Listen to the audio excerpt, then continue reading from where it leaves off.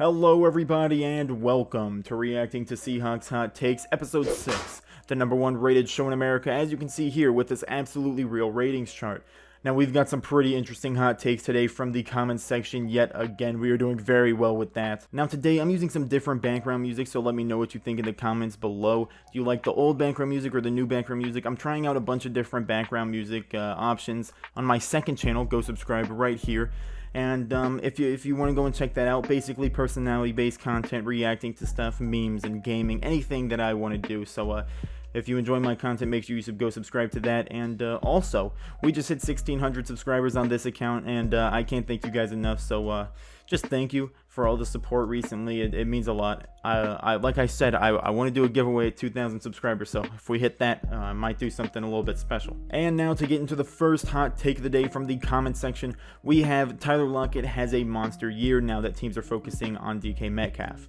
Now, I think that this is a very interesting hot take because, not a lot of people have been talking about this aspect of Tyler Lockett having the possibility of doing well because of the hype around DK Metcalf. Now, if the Seahawks end up getting Antonio Brown or Josh Gordon, that could be just another reason why Tyler Lockett gets looked at a little bit less by teams. But I think teams in the NFL know that Tyler Lockett is a real problem. If he gets open, he's not dropping the ball. He is catching any ball that is thrown to him. Russell Wilson, he can throw that in between like 4 different people. Tyler Lockett will somehow catch the ball. Tyler Lockett is an amazing player. I think every Seahawks fan really enjoys Tyler Lockett. He doesn't make the most spectacular of plays. He's not going up like Odell, mossing someone, getting a one-hand catch. But Tyler Lockett, I mean, that back of the end zone catch against the Rams last year, oh man. And I mean, there's just so many examples of Tyler Lockett making crazy contested catches that are just in the perfect spot because of Russell Wilson's excellence. But I think DK Metcalf, with a lot of hype, there's going to be a lot of teams that play their #1 corner on DK Metcalf, like how Jalen Ramsey, I believe, played on DK Metcalf, and Patrick Peterson, I believe, last season. So Tyler Lockett, I think he could see at least half of the games that we play. He could possibly see some cornerback 2s against him instead of, cornerback 1s just following him around as the #1 corner. So Tyler Lockett, I think he might have a bit easier of a year this year now that DK Metcalf is kind of like well known and he's like a problem for teams. So I think this is a very interesting hot take. I think it could definitely happen. I think Tyler Lockett is going to at least get 1,000 yards. I think DK Metcalf will also get 1,000 yards. And if Will Dissly's back and plays the entire season, that's just yet another passing threat option that Tyler Lockett will just be one of those in the group, and he'll get a little bit less attention because Will Dissly, he can make big plays. DK Metcalf, even Philip Dorsett, he can make some big plays. So I think Tyler Lockett, he's going to have a pretty good time this year, and I think he'll do very well. And for our second hot take of the day, we have the Seattle Seahawks offensive line is actually good, and Russell Wilson only gets sacked 25 times. Now, 25 I think is way too low in my opinion. I think what I'm going to hope for is that at least Russell Wilson isn't a top 10 sacked quarterback in 2020. He hasn't had a season where he's been under 40 sacks since his rookie year, which was 33, which is still way too high. So, I mean, he's just been getting killed recently. Basically, his whole career, he's been getting killed. He's been getting sacked a ton. And, the Seahawks offensive line has never been too great, but I think the offseason additions that we made this year could be pretty interesting. We didn't pick up anyone like a Lane Johnson or like any superstar, offensive lineman. But Damian Lewis, I mean, he could be an interesting prospect if he is starting. I mean, LSU offensive linemen, they had the best passing game in football, basically, in college football. And, I mean, LSU offensive lineman, I'll take it. Especially, I think he was a 3rd rounder. But, I mean, we picked up some other people. I mean, we got rid of Jermaine Ifedi. That's the #1 thing we did last offseason. Sadly, we had to cut, I think, we had to cut a couple players. I think Justin Britton, DJ Fluker.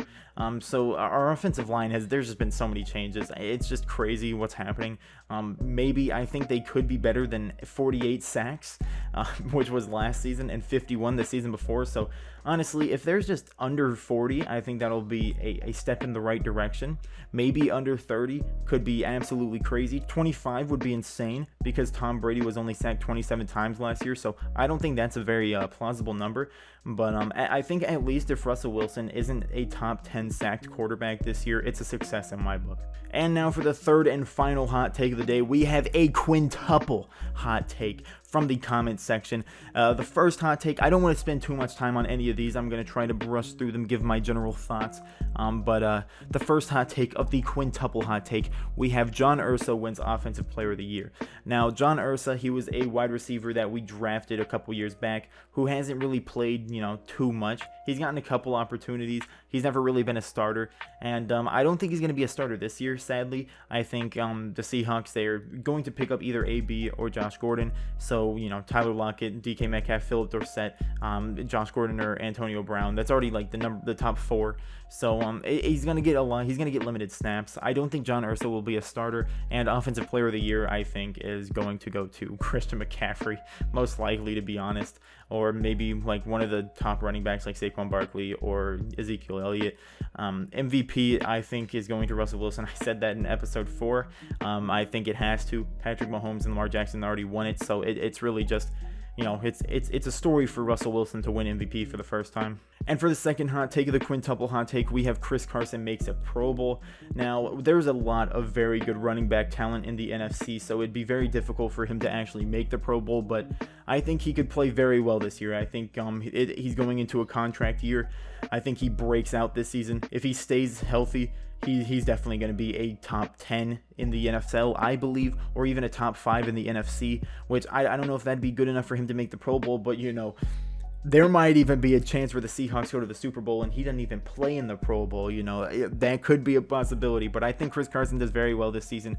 Especially with Rashad Penny probably out for the first 6 weeks because he won't be, I don't think he will be back before the training camp. So I think Chris Carson could have a breakout season, especially in a contract year. And for the third hot take of the quintuple hot take, Seahawks winning the Super Bowl, I did kind of mention it in that Chris Carson one. I think that there's a possibility.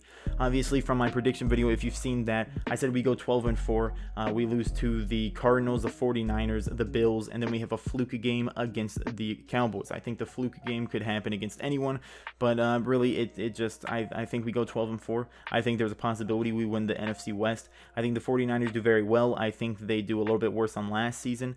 But I think Seahawks, no matter what, go to the playoffs. And once you get to the playoffs, anything can happen. Obviously, the Seahawks will probably have to play the 49ers in the playoffs. And I say we go 1-1 in the actual season against them. So in the postseason, I don't know what could happen. The Buccaneers with Tom Brady and Rob Gronkowski and Mike Evans and Chris Godwin, they're stacked. Their defense is a bit questionable, but I think that there's definitely a possibility that the Seahawks are going to run into some trouble. But once you get into the playoffs, anything can happen. It's like the Titans. I mentioned it the last time I talked about the Super Bowl and the Seahawks. The Titans, no one knew that Derrick Henry was going to average 200 yards a game and play quarterback in one of the games and just stiff arm, Earl Thomas, and just basically he just went crazy in the playoffs. So anything can happen in the playoffs. I think the Seahawks make the playoffs, and there's a possibility that you make the Super Bowl. Once you make the playoffs, anything can happen, like I've said. And now for the fourth hot take of the quintuple hot take, we have Shaquill Griffin wins Defensive Player of the Year. Now, I don't think this one's happening. I think Defensive Player of the Year is probably going to Aaron Donald or someone of the sort. I hope Bobby Wagner wins it. He really deserves some awards. But I think Shaquill Griffin, he's going to do very well, just like Chris Carson. I think both players get re-signed, and, they're both in contract years, so they're going to have to play very well to prove themselves and actually end up, getting that contract.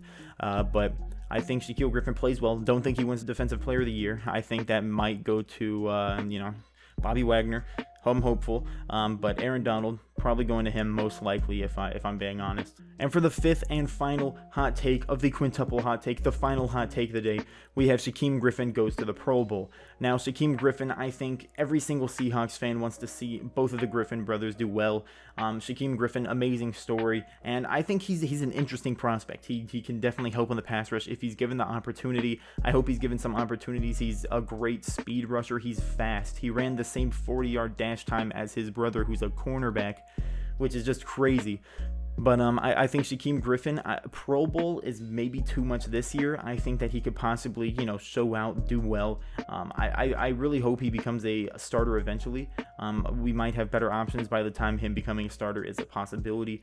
But I think Shaquem Griffin, as a fan of the Seahawks, as a fan of him, I'd love to see him get opportunities and I'd love to see him succeed. So honestly, I don't think he's making the Pro Bowl this year. But if I'm being hopeful, maybe next year or the year after, he shows out and he just kills it, makes the Pro Bowl, and, you know, becomes a player that is more well known and, you know, known as being a great player instead of just a great story. I really just hope Shaquem Griffin ends up doing well in his career, and I think almost any Seahawks fan does, because Shaquem Griffin, like I said, great story, great guy. He's so humble, and I just want to see him succeed. I think Pro Bowl is a bit too much this year, but I just hope he gets opportunities and finds a way to succeed.